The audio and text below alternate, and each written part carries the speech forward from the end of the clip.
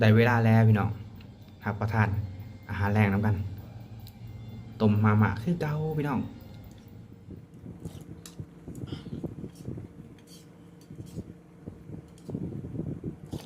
มาพี่น้องได้เวลาแล้วมากินตัวมาม่ากับวันใหม่ชาแนลนะฮะขอบคุณนะครับทุกท่านนะครับที่เข้ามารับชมนะฝากกดไลค์กดแชร์ให้วันใหม่ชาแนลด้วยนะครับสำหรับใครชอบวันใหม่นะครับอย่าลืมนะครับคอมเมนต์ใต้คลิปนะทักทายจับไม้จับมือเป็นกำลังใจให้กันนะครับมาวันนี้เราจะมากินข้าวแดงแล้วกันมาเลยตัวมาม่าพี่น้องมาจะมีไข่หน่อยหนึ่งเนาะแล้วก็มีหมูสับใส่น้ำไปเลยนะครับกับสบายดีนะสวัสดีพ่อแม่พี่น้องทุกท่านนะครับยินดีต้อนรับทุกท่านครับกับอยู่ช่องวันใหม่แล้วครับวันนี้ก็มากินมาม่าพี่น้องนะอาหารแรงเหมือนนั่งเลยนะครับหน้าตาก็สวยมากพี่น้องเดี๋ยวกินกันมาเข้ามา